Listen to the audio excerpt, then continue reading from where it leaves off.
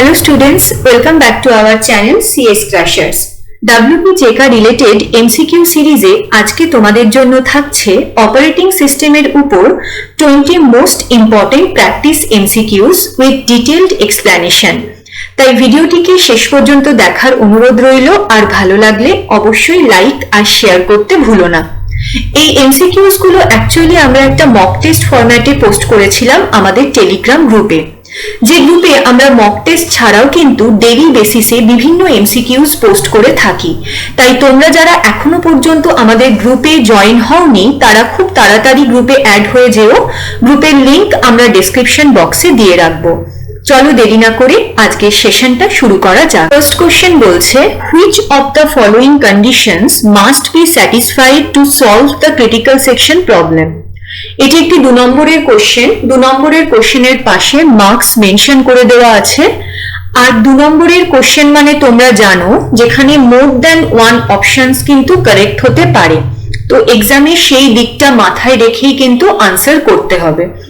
এখন চলো দেখা যাক এই কোশ্চেনটা কি জানতে চাইছে। এই কোশ্চেনটা জানতে চাইছে যে what are the conditions must be satisfied to solve the critical section problem. Critical section প্রবলেমের যে কোনো সলিউশনকেই কিন্তু 3টে রিকোয়ারমেন্টসকে ফুলফিল করতে হয় বা 3টে কন্ডিশনকে স্যাটিসফাই করতে হয়। ফার্স্ট হচ্ছে mutual exclusion. Mutual exclusions means if a process is executing in its critical section, then no other process is allowed to execute in their critical section. মানে ক্রিটিক্যাল সেকশন মানে আমরা জানি যে ক্রিটিক্যাল সেকশন হচ্ছে একটা code section, যে code সেকশনটা কি কন্টেইন করে না বিভিন্ন শেয়ার্ড ভেরিয়েবলস বা শেয়ার্ড রিসোর্সকে কন্টেইন করে। তাহলে যদি সাইমালটেনিয়াসলি মোর দ্যান ওয়ান প্রসেস এই ক্রিটিক্যাল সেকশনের কোডকে অ্যাক্সেস করে তাহলে সেখানে কিন্তু ডেটা ইনকনসিস্টেন্সি হবার চান্সেস থাকে। সেটা যাতে না হয় সেই জন্যই এই কন্ডিশনটা, যেটা হচ্ছে মিউচুয়াল এক্সক্লুশন, যেটা বলে যে যদি কোনো একটা প্রসেস তার ক্রিটিক্যাল সেকশনকে এক্সিকিউট করে তাহলে কিন্তু সেই মোমেন্টে অন্য কোনো প্রসেস আর ক্রিটিক্যাল সেকশনকে এক্সিকিউট করতে পারবে না। সেকেন্ড রিকোয়ারমেন্টস বা কন্ডিশনস হচ্ছে প্রোগ্রেস। প্রোগ্রেস মিনস ধরো এই মোমেন্টে কোনো প্রসেসই ক্রিটিক্যাল সেকশনের কোডকে অ্যাক্সেস করছে না, বাট বেশ কিছু প্রসেস যারা ওয়েট করছে to enter into the critical section. তাহলে এখন নেক্সট কোন প্রসেসটা ক্রিটিক্যাল সেকশনে এন্টার করতে পারবে সেই রেসে কোন কোন প্রসেস পার্টিসিপেট করতে পারে না, সেই সমস্ত প্রসেসই শুধু পার্টিসিপেট করতে পারে those are not executing in their reminder section. যারা তাদের রিমাইন্ডার সেকশনকে এখন এক্সিকিউট করছে না তারাই শুধুমাত্র নেক্সট ক্রিটিক্যাল সেকশনে এন্টার করবার জন্য যে রেস তাতে পার্টিসিপেট করতে পারবে। থার্ড কন্ডিশন হচ্ছে bounded waiting. Bounded waiting means কোনো প্রসেসই কিন্তু এন্ডলেসলি ওয়েট করতে পারবে না for getting into the critical section. Critical সেকশনে এন্টার করবার জন্য একটা বাউন্ড থাকবে, একটা লিমিট থাকবে যে সে এই লিমিট পর্যন্ত এই বাউন্ডেড টাইম অবধি সে ওয়েট করবে। বাট এন্ডলেসলি কিন্তু যদি সে ওয়েট করতে থাকে তাহলে তো সেটা স্টারভেশন হয়ে যাবে, তাই না? তো এই 3টে কন্ডিশন বা এই 3টে রিকোয়ারমেন্টসকে কিন্তু স্যাটিসফাই করতে হয় যে কোনো ক্রিটিক্যাল সেকশন প্রবলেমকে যদি আমি সলভ করতে চাই। তার যে কোনো সলিউশন, সেটা আমরা আগের দিনের ভিডিওতেও দেখেছিলাম, যেমন সিমাফোর, মিউটেক্স, এই সব কিছুই হচ্ছে ডিফারেন্ট সলিউশনস ক্রিটিক্যাল সেকশন প্রবলেমকে সলভ করবার জন্য। বাট যে কোনো সলিউশনকে কিন্তু এই 3টে কন্ডিশনকে কিন্তু স্যাটিসফাই করতে হবে: mutual exclusion, progress and bounded wait. Next question, select correct statements regarding mutex lock to prevent race condition. এটাও একটি 2 নম্বরের কোশ্চেন, মানে এই কোশ্চেনের আনসারেও more than one option correct হতে পারে। মিউটেক্স লক হচ্ছে একটা solution to critical section problem. Critical section কি আমি আগেও বললাম, আবারও বলছি, এটা একটা কোড সেগমেন্ট যেটা কিনা বিভিন্ন ভেরিয়েবলস, মেমোরি লোকেশনস, আদার রিসোর্সকে কন্টেইন করে, যেগুলো শেয়ার্ড হতে পারে অ্যামং ডিফারেন্ট কোঅপারেটিভ প্রসেসেস। এখন যদি মোর than one process simultaneously critical সেকশনের কোডকে অ্যাক্সেস করে তাহলে সেক্ষেত্রে যে প্রবলেম অকার করে সেই প্রবলেমটার নাম হচ্ছে রেস কন্ডিশন বা ডেটা ইনকনসিস্টেন্সি অকার করতে পারে। তাই আমাদের অ্যাসিওর করতে হবে যাতে সেম টাইমে বা সাইমালটেনিয়াসলি মোর দ্যান ওয়ান প্রসেস ক্রিটিক্যাল সেকশনের কোডকে অ্যাক্সেস না করতে পারে। এমনই একটা সলিউশন হচ্ছে মিউটেক্স লক, যেটা কি করে, যেটা প্রোটেক্ট করে ক্রিটিক্যাল রিজিয়নকে, যাতে মোর দ্যান ওয়ান প্রসেস সেম টাইমে ক্রিটিক্যাল সেকশনের কোডকে অ্যাক্সেস না করতে পারে and thus prevent the race condition. কিভাবে মিউটেক্স লক কাজ করে না, যে কোনো প্রসেস যখন ক্রিটিক্যাল সেকশনে এন্টার করবে তার আগে, ক্রিটিক্যাল সেকশনে এন্টার করার আগে দেখতেই পাচ্ছ এখানে একটা এন্ট্রি সেকশন আছে, এখানে সে কি করে এই মিউটেক্স লককে অ্যাকোয়ার করে, তার যা যা লক লাগবে সেগুলোকে অ্যাকোয়ার করে এবং ক্রিটিক্যাল সেকশনে তার কাজ হয়ে গেলে ক্রিটিক্যাল সেকশন থেকে বেরোবার সময় সে লকগুলোকে রিলিজ করে দেয়। তাহলে এইভাবেই কিন্তু মিউটেক্স লক ক্রিটিক্যাল রিজিয়নকে প্রোটেক্ট করে।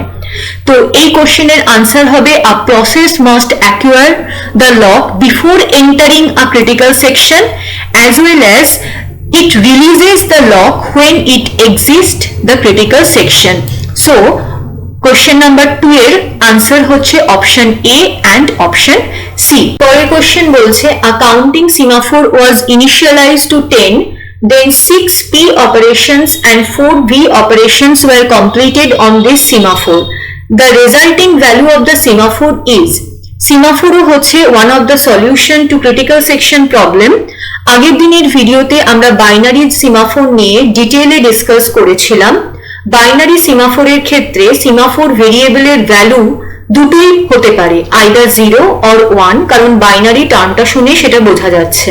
On the other hand counting সিমাফোরের ক্ষেত্রে এই ভেরিয়েবলের যে ভ্যালু রেঞ্জটা সেটা যত ইচ্ছে হতে পারে।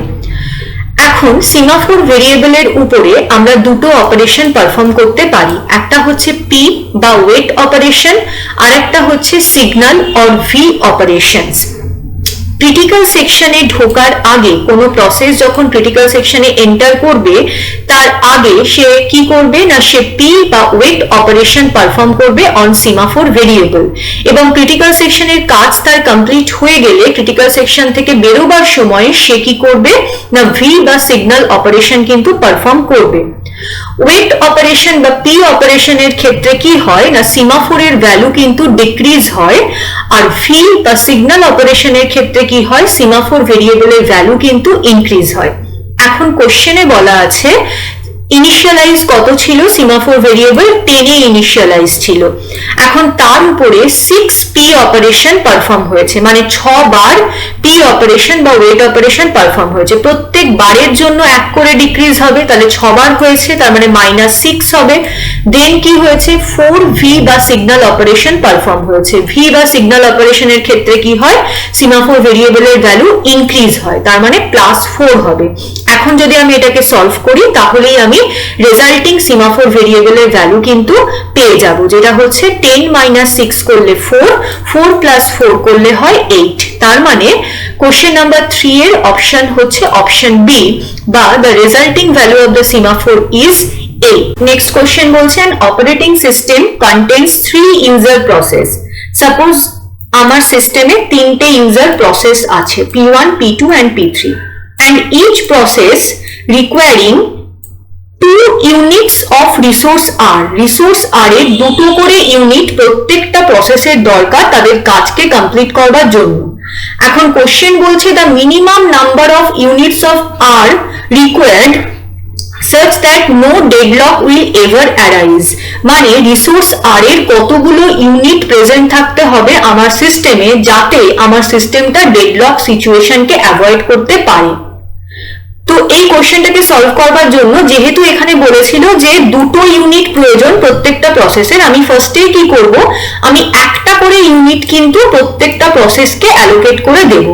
তার মানে এখন তাহলে আমি ধরে নিতে পারি যে আমার সিস্টেমে কতগুলো ইউনিট আছে অফ রিসোর্স আর এর, না 1 + 1 + 1, 3টে ইউনিট আছে অফ রিসোর্স আর এর। তাহলে এই সিচুয়েশনে কি আমি ডেডলককে অ্যাভয়েড করতে পারবো? না, আমি ডেডলককে অ্যাভয়েড করতে পারবো না, কারণ প্রত্যেকটা প্রসেসই কি করছে, একটা করে ইউনিটকে হোল্ড করে আছে এবং আরেকটা ইউনিটের জন্য সে ওয়েট করছে। যতক্ষণ না সে আরেকটা ইউনিট পাচ্ছে ততক্ষণ কিন্তু সে তার কাজ কমপ্লিট করতে পারবে না। তো এটাই তো আমাকে ডেডলকের দিকে নিয়ে যায়। তার মানে এই অবস্থাতে আমি কিন্তু কখনোই ডেডলক সিচুয়েশনকে অ্যাভয়েড করতে পারবো না। তাহলে ডেডলক সিচুয়েশনকে অ্যাভয়েড করবার জন্য আমায় কি করতে হবে, আমাকে অ্যাটলিস্ট আর একটা ইউনিট কিন্তু রিসোর্স আর এর বাড়াতে হবে। যদি আমি আর একটা ইউনিট বাড়িয়ে দিই তাহলে আমি কি করব, আমি যে নতুন যে ইউনিটটাকে অ্যাড করলাম সেই ইউনিটটাকে আমি যে কোনো প্রসেসকে অ্যালোকেট করে দেব। সাপোজ আমি P3 প্রসেসকে অ্যালোকেট করে দিলাম, তাহলে P3 প্রসেসের যে নিড ছিল দুটো ইউনিট সেটা সে পেয়ে গেলে সে তার কাজ কমপ্লিট করে ফেলবে, এবং কাজ কমপ্লিট হয়ে গেলে সে যে দুটো ইউনিট ধরেছিল সেই দুটো ইউনিটকেও ছেড়ে দেবে।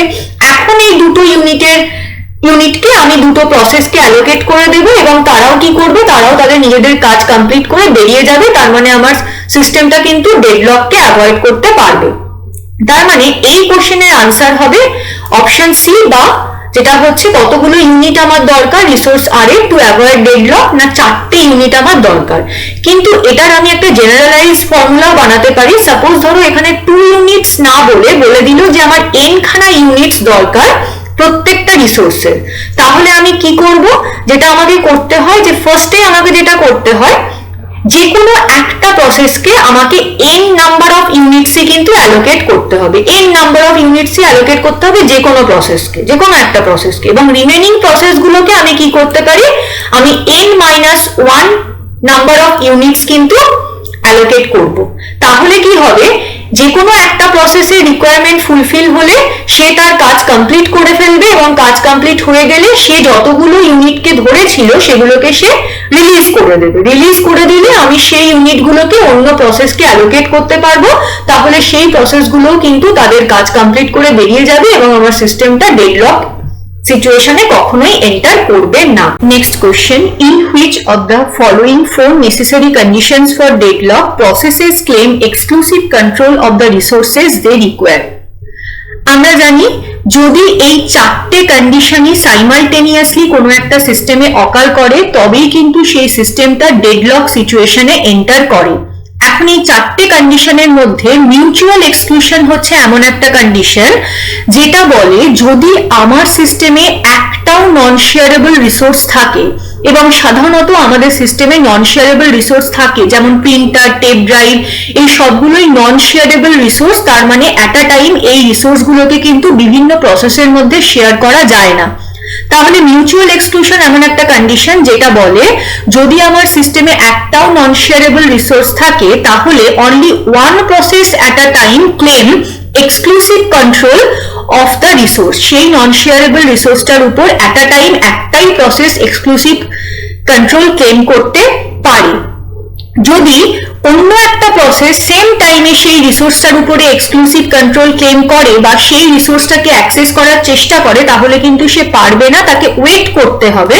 কতক্ষণ ওয়েট করতে হবে না, the requesting process must be delayed until the resource has been release. যতক্ষণ না পর্যন্ত যে প্রসেসটা তাকে ইউজ করছে, যে প্রসেসটার ওই রিসোর্সটার উপরে এক্সক্লুসিভ কন্ট্রোল আছে, সে যতক্ষণ না পর্যন্ত রিসোর্সটাকে রিলিজ করছে ততক্ষণ পর্যন্ত পরের প্রসেসটাকে কিন্তু ওয়েট করতে হবে। তার মানে এই কোশ্চেনটার আনসার হচ্ছে mutual exclusion. Moving to the next question, an increase in a computer's RAM leads to a typical improvement in performance because.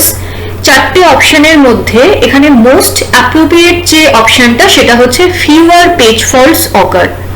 Because আমি যদি আমার সিস্টেমে র্যামের সাইজ বাড়িয়ে দিই তাহলে আমি একই সাথে অনেক বেশি পেজকে র্যামের মধ্যে রাখতে পারবো। তার মানে কি হবে, যত বেশি পেজকে আমি র্যামের ভিতরে একসাথে রাখতে পারবো তত আমার পেজ ফল্ট কম অকার করবে। তার মানে এই কোশ্চেনের আনসার হবে ফিউয়ার পেজ ফল্টস অকার যদি আমি আমার কম্পিউটারের র্যামের সাইজ বাড়াই। Next question, which one of this is not shared by the same process thread. Thread হচ্ছে লাইট ওয়েট প্রসেস। থ্রেড নিয়ে আমরা ডিটেলে আলোচনা করেছিলাম আমাদের প্রিভিয়াস ভিডিওতে। যদি তোমরা ভিডিওটা না দেখে থাকো তাহলে অবশ্যই দেখো, ভিডিওর লিংক আমরা আই বাটনে দিয়ে রাখবো।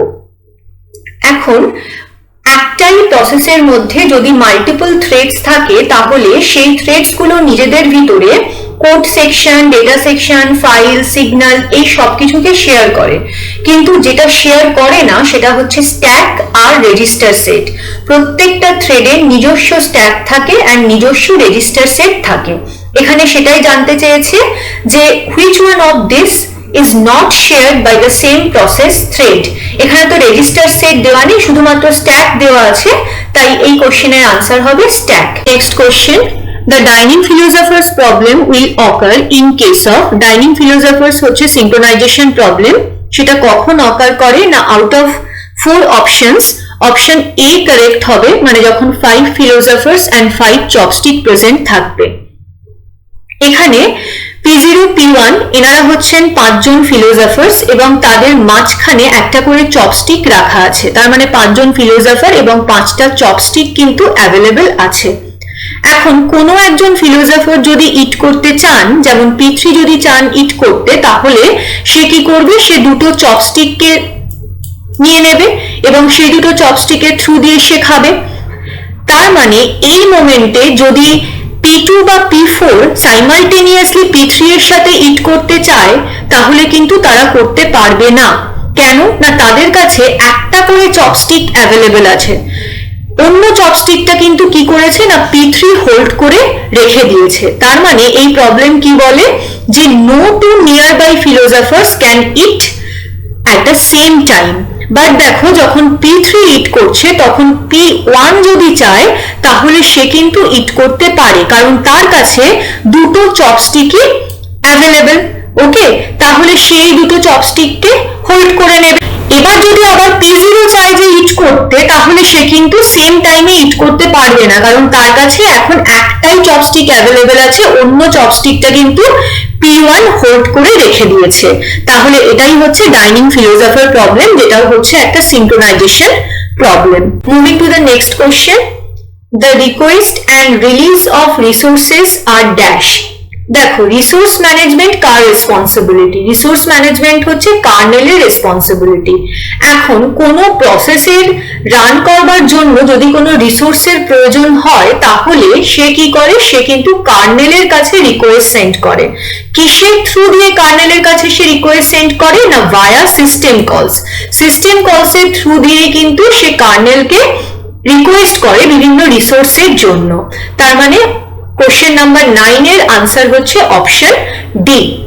আচ্ছা, নেক্সট কোশ্চেন বলছে the number of processes completed per unit time is known as, এটার আনসার হবে option B throughput.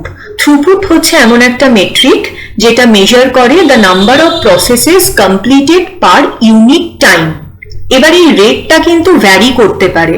For long process হতেই পারে যে একটাই প্রসেস কমপ্লিট হচ্ছে 1 আওয়ারে, আবার ফর শর্ট প্রসেসেস এরকমও হতে পারে যে 10টা প্রসেস কমপ্লিট হচ্ছে পার সেকেন্ডে। তো এই রেটটা থ্রুপুটটা কিন্তু ভ্যারি করে প্রসেস টু প্রসেস। পরের question, what is the degree of multiprogramming. Degree of multiprogramming বলতে আমরা কি বুঝি না, the number of processes executed per unit time, এটা নয়, কারণ একটু আগেই আমরা দেখলাম এটা throughput. The number of processes in the ready queue না, the number of processes in the IO queue এটাও নয়। Degree of multiprogramming means the number of processes in the main memory, সেটাই হচ্ছে ডিগ্রি অফ মাল্টিপ্রোগ্রামিং। একটা case consider করা যাক, যেটা হচ্ছে আমরা জানি যে মেমরি ম্যানেজমেন্ট স্কিমের একটা স্কিম হচ্ছে fixed number of memory partitioning, যেখানে আমাদের মেইন মেমরিটাকে আমরা কতগুলো পার্টিশনে ডিভাইড করব সেটা আগে থেকেই কিন্তু ফিক্সড। যেমন এখানে আমরা কি করেছি, আমাদের মেইন মেমরির যে ইউজার স্পেসটা আছে, কারণ একটা পোর্শনে সবসময় অপারেটিং সিস্টেম বসে থাকে, বাকি পোর্শনটা হচ্ছে ইউজার স্পেস। তো সেই স্পেসটাকে আমরা fixed number of memory partitioning স্কিমে কি করেছি না n খানা পার্টিশনে ডিভাইড করে দিয়েছি, এবং প্রত্যেকটা পার্টিশনে যদি একটা করেই প্রসেস থাকতে পারে, তাহলে এই ক্ষেত্রে কি হবে না আমাদের ডিগ্রি অফ মাল্টিপ্রোগ্রামিংও কিন্তু উইল বি লিমিটেড হয়ে যাবে two n। n means the number of partitions. Moving to the next question, what is a long term scheduler? আচ্ছা, স্কেডিউলারের কাজ হচ্ছে প্রসেসকে সিলেক্ট করা। এবার যেমন লং টার্ম স্কেডিউলার আছে তেমন শর্ট টার্ম স্কেডিউলারও আছে, কিন্তু তাদের কাজ ডিফারেন্ট। এখানে জানতে চেয়েছি লং টার্ম স্কেডিউলারের কাজ কি। লং টার্ম স্কেডিউলারের কাজ বোঝার জন্য আমরা যদি একটু প্রসেস স্টেট ডায়াগ্রামটাকে রিকল করি, তাহলে আমরা জানি যে যে কোনো প্রসেসকে সিপিইউ দ্বারা এক্সিকিউট হবার জন্য তাকে কিন্তু অবশ্যই মেইন মেমরি বা রেডি কিউতে থাকতেই হবে, আদারওয়াইজ কিন্তু সেটা সিপিইউ থ্রু দিয়ে এক্সিকিউট হতে পারবে না। এখন মেইন মেমোরির সাইজ তো লিমিটেড, আমি চাইলেও সেখানে অনেক প্রসেসকে একই সাথে অ্যাকোমোডেট করতে পারি না। এটা কমপ্লিটলি ডিপেন্ড করে মেমোরির সাইজের উপর, প্রসেসের সাইজের উপর, যে আমি কতগুলো প্রসেসকে মেমোরির ভিতরে বা মেইন মেমোরির ভিতরে রাখতে পারবো। তাহলে এখানেই অ্যাকচুয়ালি লং টার্ম স্কেডিউলার বা যাকে জব স্কেডিউলারও বলা হয় তার কাজ আসে। সে কি করে, সে অ্যাকচুয়ালি সিলেক্ট করে processes from the secondary memory and load them into the main memory or ready queue. Long term scheduler is responsible for bringing the process from the job queue into the ready queue. এখন ready কিউতে কোনো process থাকা মানে সে কিন্তু এখন ready to execute, তার মানে সে just এর পরে সিপিইউ পেলেই সে তার এক্সিকিউশন শুরু করতে পারবে। এবার কোন প্রসেসটা নেক্সট সিপিইউ দ্বারা এক্সিকিউট হবে সেটাকে সিলেক্ট করে, সেটা কিন্তু শর্ট টার্ম স্কেডিউলার সিলেক্ট করে। তার মানে লং টার্ম স্কেডিউলার সিলেক্ট করছে কোন প্রসেসগুলো নেক্সট রেডি কিউতে আসবে, আর শর্ট টার্ম স্কেডিউলার সিলেক্ট করছে যে কোন প্রসেসটা নেক্সট সিপিইউ দ্বারা এক্সিকিউট হবে। এখানে আমাদের জানতে চেয়েছিল লং টার্ম স্কেডিউলারের কাজ, তাই কোশ্চেন নাম্বার 12 এর অপশন হবে option A, it select the processes which have to B ব্রট into the ready queue.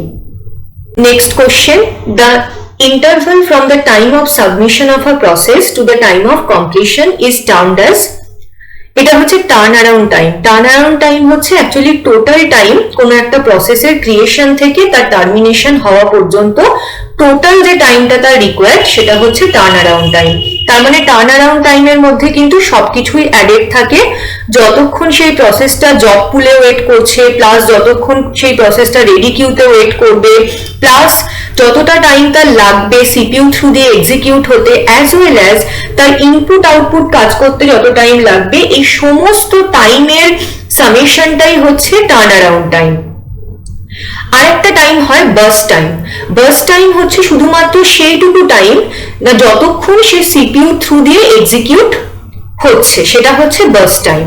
তাহলে যদি আমাকে ওয়েটিং টাইম বার করতে বলে তাহলে আমি কি করতে পারি না, সেটা আমার কি হবে, turn around time minus burst time. Next question, message passing system allows processes to, আচ্ছা message passing is one of the model of inter process communication. এখন ইন্টার প্রসেস কমিউনিকেশন কি, কেন দরকার, সে বিষয়ে আমরা ডিটেইলে ডিসকাস করেছিলাম আমাদের প্রিভিয়াস ভিডিওতে। যদি না দেখে থাকো আমরা ভিডিও লিংক আই বাটনে দিয়ে রাখবো, দেখো তাহলে বুঝতে সুবিধা হবে। আচ্ছা, মেসেজ পাসিং এর ক্ষেত্রে কোনো রকমের কোনো মেমরি বা কোনো অ্যাড্রেস স্পেস কিন্তু শেয়ার্ড হয় না, শুধুমাত্র মেসেজ এক্সচেঞ্জের মাধ্যমেই কিন্তু কোঅপারেটিভ প্রসেসগুলো নিজেদের মধ্যে কমিউনিকেশন করে থাকে। তাহলে এই কোশ্চেনের আনসার হবে communicate with each other without sharing the same address space, option A. Next question বলছে in the following cases non preemptive scheduling occurs. আচ্ছা, সিপিইউ স্কেডিউলিং দু রকমের হতে পারে, একটা প্রিএমপ্টিভ সিপিইউ স্কেডিউলিং আর এক রকমের হয় নন প্রিএমপ্টিভ সিপিইউ স্কেডিউলিং। কোশ্চেনটা বলছে কোন কেসে নন প্রিএমপ্টিভ সিপিইউ স্কেডিউলিং অকার করবে। তার জন্য আবার আমরা একটু প্রসেস স্টেট ডায়াগ্রামটাকে রিকল করি। এখানে আমরা জানি রানিং স্টেট বলতে আমরা কি বুঝি না, কোনো একটা প্রসেস যখন সিপিইউ থ্রু দিয়ে এক্সিকিউট হয় তখন সেই প্রসেসটা রানিং স্টেটে থাকে। এখন আমার কম্পিউটারে যদি একটাই সিপিইউ থাকে তাহলে একটাই প্রসেস এট আ টাইম সিপিইউ থ্রু দিয়ে এক্সিকিউট হতে পারবে। দ্যাট মিনস কোনো একটা পার্টিকুলার টাইমে একটাই প্রসেস রানিং স্টেটে থাকতে পারবে। এবার আন্ডার নন প্রিএমপ্টিভ সিপিইউ স্কেডিউলিং এর ক্ষেত্রে কি হয়, যদি কোনো একটা প্রসেসকে আমি সিপিইউ অ্যালোকেট করে দিই, মানে সেই প্রসেসটা যদি রানিং স্টেটে থাকে তাহলে সে শুধুমাত্র দুটো কন্ডিশনেই সিপিইউ কে রিলিজ করবে বা সিপিইউ কে ছাড়বে, আদারওয়াইজ কিন্তু সে সিপিইউ কে ছাড়বে না। কি কি সেই দুটো কন্ডিশন? না ফার্স্ট কন্ডিশন হতে পারে যদি প্রসেসটা টার্মিনেট হয়ে যায়, মানে প্রসেসটার কাজ যদি কমপ্লিট হয়ে যায়, তাহলে সে আর সিপিইউ কে ধরে রেখে কি করবে, সে সিপিইউ কে রিলিজ করে দেবে। আর নয়তো যদি সেই প্রসেসটার কোনো ইনপুট আউটপুট রিকোয়ারমেন্টস পড়ে, তাহলেও কিন্তু সে সিপিইউ কে ছেড়ে দেবে, সে রানিং স্টেট থেকে ওয়েটিং স্টেটে চলে আসবে। তার মানে শুধুমাত্র এই দুটো কন্ডিশনেই কিন্তু নন প্রিএমপ্টিভ স্কেডিউলিং এর ক্ষেত্রে কোনো একটা প্রসেস সিপিইউ কে ছাড়বে, আদারওয়াইজ কিন্তু সে যদি সিপিইউ পেয়ে যায় তাহলে কিন্তু সে সিপিইউ কে ছাড়বে না, সে তার কাজকে চালিয়ে যাবে। তাহলে এই কোশ্চেনটার আনসার কি হবে? নন প্রিএমপ্টিভ সিপিইউ স্কেডিউলিং কখন অকার করে? when the process switches from the running state to ready state। Running state থেকে রেডি স্টেটে গেলে কি নন প্রিএমপ্টিভ সিপিইউ স্কেডিউলিং অকার করে? না, করে না। আচ্ছা, when the process goes from the running state to the waiting state, যখন কোনো একটা প্রসেস রানিং স্টেট থেকে ওয়েটিং স্টেটে যায় তখন কিন্তু নন প্রিএমপ্টিভ সিপিইউ স্কেডিউলিং অকার করে। একটু আগেই আমি বললাম রানিং থেকে ওয়েটিং এ সে কখন যাবে? যদি তার কোনো ইনপুট আউটপুট রিকোয়ারমেন্টস হয় তখন সে কি করবে, সিপিইউ কে ছেড়ে দেবে এবং সেই প্রসেসটা রানিং স্টেট থেকে ওয়েটিং স্টেটে চলে যাবে। তাহলে এই কেসে কিন্তু নন প্রিএমপ্টিভ সিপিইউ স্কেডিউলিং অকার করে। when the process switches from waiting state to ready state, waiting থেকে রেডি স্টেটে গেলে নন প্রিএমপ্টিভ এর ক্ষেত্রে কোনো রকমের কোনো চেঞ্জেস হয় না। আচ্ছা, অল অফ দ্য মেনশন তো নয়, তার মানে এই কোশ্চেনটার আনসার কিন্তু হবে অপশন বি। যদি এটা 2 নম্বরের কোশ্চেন হতো এবং এখানে আরেকটা অপশন ইনক্লুড করা থাকতো যে প্রসেসটা আমার ফিনিশ হয়ে গেছে, তাহলে সেই কেসেও কিন্তু নন প্রিএমপ্টিভ সিপিইউ স্কেডিউলিং অকার করতো, কিন্তু এটা 1 নম্বরেরই কোশ্চেন, সেই অপশনও নেই, তাই এক্ষেত্রে কিন্তু শুধুমাত্র অপশন বি কারেক্ট হবে। নেক্সট কোশ্চেন বলছে with round robin scheduling algorithm in a time shared system. Round robin হচ্ছে একটি প্রিমিটিভ সিপিইউ স্কেডিউলিং অ্যালগোরিদম। কেন প্রিমিটিভ সিপিইউ স্কেডিউলিং অ্যালগোরিদম এবং কিভাবে কাজ করে সেটা আমরা একটু একটা এক্সাম্পলের থ্রু দিয়ে বুঝে নিই। সাপোজ ধরো আমার সিস্টেমে 4টে প্রসেস আছে এবং প্রত্যেকটা প্রসেসের বার্স্ট টাইম মেনশন করা আছে। বার্স্ট টাইম কি আমরা একটু আগেই জানলাম, না কোনো একটা প্রসেসের সিপিইউ থ্রু দিয়ে এক্সিকিউট হতে যতটুকুনি টাইম লাগে সেটাকেই আমরা বার্স্ট টাইমের থ্রু দিয়ে ডিনোট করে থাকি। এখন রাউন্ড রবিনের ক্ষেত্রে কি করা হয়, না একটা টাইম স্লাইস বা টাইম কোয়ান্টাম কিন্তু মেনশন করে দেওয়া হয়। এই টাইম কোয়ান্টাম ওভার হয়ে গেলেই কিন্তু কি হয়, না সিপিইউ কে সুইচ করে দেওয়া হয় বিটুইন দা প্রসেসেস। কিভাবে? ধরো প্রথমে P1 কে আমি সিপিইউ অ্যালোকেট করলাম। P1 কিন্তু ততক্ষণই কাজ করতে পারবে যতক্ষণ পর্যন্ত না ওর টাইম স্লাইসটা ওভার হয়, মানে 2 ন্যানোসেকেন্ড কাজ করার পর ওকে কিন্তু সিপিইউ রিলিজ করে দিতে হবে। দেন পরের প্রসেসটাকে সিপিইউ অ্যালোকেট করা হবে, P2 কে অ্যালোকেট করা হলো, তাহলে P2 ও কি করবে, 2 ন্যানোসেকেন্ড কাজ করতে পারবে। টাইম স্লাইস ওভার হয়ে গেলে P2 কেও সিপিইউ রিলিজ করে দিতে হবে। দেন নেক্সট প্রসেস P3 কে সিপিইউ অ্যালোকেট করা হবে, P3 ও 2 ন্যানোসেকেন্ড কাজ করে সিপিইউ কে ছেড়ে দেবে, তখন P4 কে সিপিইউ অ্যালোকেট করা হবে। P4 এগেইন 2 ন্যানোসেকেন্ড কাজ করে কি করবে, সিপিইউ কে রিলিজ করে দেবে। দেন আবার কি করা হবে, আবার কিন্তু P1 কে সিপিইউ অ্যালোকেট করা হবে। তাহলে এইভাবে রাউন্ড রবিন ফ্যাশনে কিন্তু এক্সিকিউশন হতে থাকে প্রসেসগুলোর। যেহেতু ইন বিটুইন দ্য এক্সিকিউশন কি করছে, টাইম স্লাইস ওভার হয়ে গেলে সিপিইউ কে রিলিজ করে দিতে হচ্ছে প্রসেসগুলোকে, সেজন্য এটা কিন্তু প্রিমিটিভ সিপিইউ স্কেডিউলিং এর আন্ডারে আসে। এখন যদি ধরা যাক এই টাইম স্লাইস বা টাইম কোয়ান্টামটাকে আমি খুব বড় ধরি, মানে আমি 2 ন্যানোসেকেন্ডের জায়গাতে যদি আমি 8 ন্যানোসেকেন্ড ধরি, তাহলে দেখো এই প্রসেসগুলো কিভাবে কাজ করবে। না প্রথমে ধরো P1 আমার সিস্টেমে এসছে, তাহলে P1 কে সিপিইউ অ্যালোকেট করা হবে। এখন P1 এর কাজ করতে শুধুমাত্র 6 ন্যানোসেকেন্ড দরকার, যেটা 8 ন্যানোসেকেন্ডের কম। তার মানে P1 কিন্তু তার কাজ পুরোপুরি কমপ্লিট করে ফেলবে এবং করে ফেলে সে কি করবে, সিপিইউ কে রিলিজ করবে। দেন নেক্সট প্রসেস কে সিপিইউ অ্যালোকেট করা হবে, সেও কি করছে, তারও 8 ন্যানোসেকেন্ড দরকার, যেটা টাইম কোয়ান্টাম ওভার হওয়ার আগে তারও কমপ্লিট হয়ে যাবে তার কাজ। দেন সে সিপিইউ কে রিলিজ করবে। দেন আমি P3 কে সিপিইউ অ্যালোকেট করব।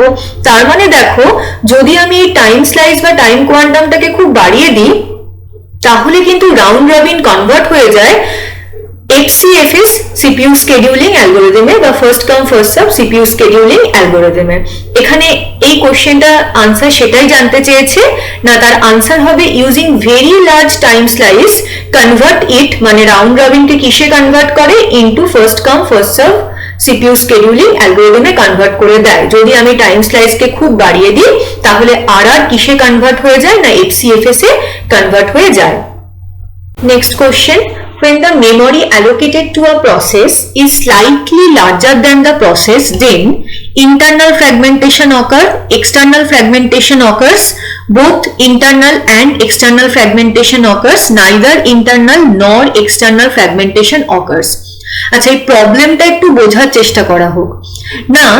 যখন আমি আমার মেমোরিকে ফিক্স সাইজ পার্টিশনে ডিভাইড করে দেব, মানে প্রত্যেকটা পার্টিশনের একটা করে ফিক্সড সাইজ থাকবে। এখানে আমি আমার n খানা পার্টিশনেরই 4 MB করে সাইজ নিয়েছি, সেম সাইজ নিয়েছি for the sake of simplicity, but এই পার্টিশনগুলোর সাইজ ডিফারেন্টও হতে পারে, নো ডাউট। কোনোটা 2 MB, কোনোটা 4 MB, কোনোটা 6 MB পার্টিশন হতেই পারে, কিন্তু প্রত্যেকটা পার্টিশনের তো একটা ফিক্সড সাইজ আছে, ধরো সেটা 4 MB অর 2 MB, এবং প্রত্যেকটা পার্টিশনে আমি কিন্তু অ্যাটমোস্ট একটাই প্রসেসকে রাখতে পারি। তাহলে এরকম অবস্থায় যদি ধরো আমি একটা 3 MB এর প্রসেসকে একটা 4 MB পার্টিশন অ্যালোকেট করি, তাহলে 3 MB তো প্রসেসটা অকুপাই করে বসে থাকলো, কিন্তু রিমেনিং যে 1 MB 4 - 3 মানে 1 MB, সেটা কি হবে? সেটা তো আনইউজড অবস্থায় পড়ে থাকবে, মানে সেটা ওয়েস্টেজ হবে। তাহলে এই যে আনইউজড মেমোরিটা সেটা হচ্ছে ইন্টারনাল টু দা পার্টিশন। এই প্রবলেমটাকে আমরা কি বলি? এই প্রবলেমটাকে আমরা বলি ইন্টারনাল ফ্র্যাগমেন্টেশন। তার মানে এখানে কোশ্চেনটা সেটাই জানতে চেয়েছে, যখন আমি কোনো একটা প্রসেসকে মেমোরি অ্যালোকেট করছি বাট সেই মেমোরিটা is slightly larger than the process, then কি হবে? দেন কিন্তু ইন্টারনাল ফ্র্যাগমেন্টেশন অকার করবে। Next question, which of the following is the fundamental approaches to implement non-contiguous memory allocation? 2 নম্বরের কোশ্চেন, মোর দ্যান ওয়ান অপশন কারেক্ট হতে পারে। এখন মেমোরি ম্যানেজমেন্ট স্কিমে আমরা কি করতে পারি? প্রসেসকে কন্টিগুয়াস ওয়েতেও মেমোরি অ্যালোকেট করতে পারি, আবার নন কন্টিগুয়াস ওয়েতেও কিন্তু মেমোরি অ্যালোকেট করতে পারি। তো নন কন্টিগুয়াস মেমোরি ম্যানেজমেন্টের যে দুটো ফান্ডামেন্টাল অ্যাপ্রোচ, সে দুটো হচ্ছে পেজিং আর সেগমেন্টেশন। তাহলে এই কোশ্চেনের আনসার হবে option A and option D. Next question, which of the following is not true of deadlock prevention and deadlock avoidance scheme? এটাও 2 নম্বরের কোশ্চেন, মানে মোর দ্যান ওয়ান অপশন কারেক্ট হতে পারে। আচ্ছা, প্রথমেই আমরা জানি ডেডলক প্রিভেনশন স্কিম বলতে কি বোঝায়। না, আমাদের যে 4টে নেসেসারি কন্ডিশন আছে, mutual exclusion, hold and wait, no preemption, circular wait, এই 4টে কন্ডিশন যদি সাইমালটেনিয়াসলি অকার করে তবেই কিন্তু আমার সিস্টেম ডেডলক স্টেটে এন্টার করতে পারে। তার মানে আমি যদি এটা অ্যাসিওর করতে পারি যে অ্যাটলিস্ট কোনো একটা কন্ডিশন কখনোই অকার করবে না, তাহলেই কিন্তু আমি কি করতে পারি? আমি আমার সিস্টেমকে ডেডলক স্টেটে এন্টার হওয়া থেকে প্রিভেন্ট করতে পারি। তার মানে এটা হচ্ছে আমার deadlock prevention method that assures that at least one of the 4 deadlock conditions never occurs. Okay, on the other hand, deadlock avoidance কি বলে?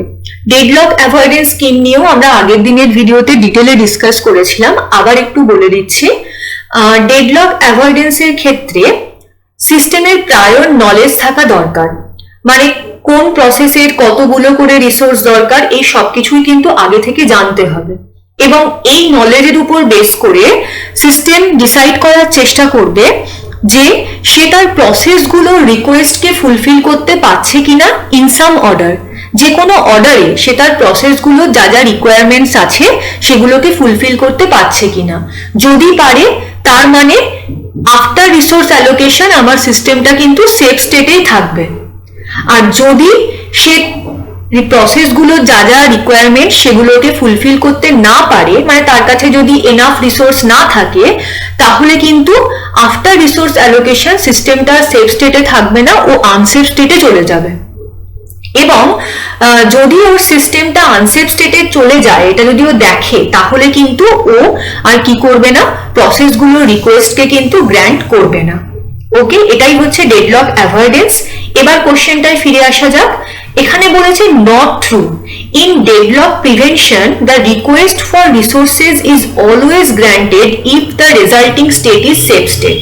আচ্ছা, ডেডলক প্রিভেনশনের সাথে কিন্তু এই সেফ স্টেট আনসেফ স্টেটের কোনো সম্পর্ক নেই, তার মানে নট ট্রু মানে এটা আমার কারেক্ট অপশন।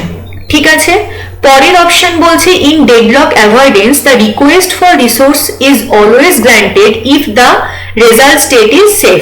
হ্যাঁ, আমি কি বললাম, যদি সেফ স্টেটে থাকে তাহলে কিন্তু প্রসেসগুলোর রিসোর্স রিকোয়ারমেন্টসকে গ্র্যান্ট করা হবে। এটা ট্রু, এখানে নট ট্রু জানতে চেয়েছে, সেজন্য এটা হবে না। Next, deadlock avoidance is less restrictive than deadlock prevention. হ্যাঁ, এটাও ট্রু, তাহলে নট ট্রু এর জন্য কারেক্ট হবে না। Deadlock avoidance requires knowledge of resource requirements a priory. হ্যাঁ, এটা আমি আগেই বললাম, অ্যাভয়েডেন্স এর জন্য সিস্টেমের কিন্তু প্রায়র নলেজ দরকার, মানে কোন কোন প্রসেসের কোন কতগুলো রিসোর্স দরকার, কি কি রিসোর্স দরকার, এই সমস্ত কিছু সম্পর্কে প্রায়র নলেজ দরকার, তবেই সে ডিসাইড করতে পারবে না যে আফটার অ্যালোকেশন আমার সিস্টেমটা সেফ স্টেটে থাকবে নাকি আনসেফ স্টেটে থাকবে। তাহলে এটাও কিন্তু ট্রু, নট ট্রু বলেছে বলে এই অপশনটাও কিন্তু কারেক্ট হবে না। Which of the following scheduling algorithm is preemptive scheduling? 2 নম্বরের কোশ্চেন, মোর দ্যান ওয়ান অপশন কারেক্ট হতে পারে। সিপিইউ স্কেডিউলিং বা প্রসেস স্কেডিউলিং এর আন্ডারে প্রিএমটিভ স্কেডিউলিং আসে আর নন প্রিএমটিভ স্কেডিউলিং আসে। আমরা আগেও দেখলাম নন প্রিএমটিভ এর ক্ষেত্রে কোনো একটা প্রসেস যদি সিপিইউ পেয়ে যায় তাহলে শুধুমাত্র দুটো কন্ডিশনে সেই সিপিইউ কে রিলিজ করবে, আইদার সে কমপ্লিট হয়ে গেলে অর তার কোনো আইও রিকোয়ারমেন্টস পড়লে, নয়তো সে কিন্তু মিডওয়েতে সিপিইউ কে ছাড়বে না। এই স্কেডিউলিং অ্যালগরিদমের আন্ডারে আসে first come first serve, shortest job first scheduling algorithm. On the other hand preemptive scheduling এর ক্ষেত্রে আমরা কি দেখলাম না, মিড অফ দ্য এক্সিকিউশনও কিন্তু সিপিইউ সুইচ হতে পারে বিটুইন দ্য প্রসেসেস। তার আন্ডারে আসে round robin, shortest remaining time first scheduling algorithm. তাহলে এখানে জানতে চেয়েছি প্রিএমটিভ স্কেডিউলিং এর আন্ডারে তাহলে কি কি আসবে, আরআর মানে রাউন্ড রবিন, আর SRTF shortest remaining time first scheduling algorithm. আজকে এটুকুই, দেখা হবে আবার পরের ভিডিওতে। ও হ্যাঁ, আর ভালো লাগলে অবশ্যই লাইক, শেয়ার আর আমাদের চ্যানেলটাকে সাবস্ক্রাইব করতে ভুলো না। Thank you.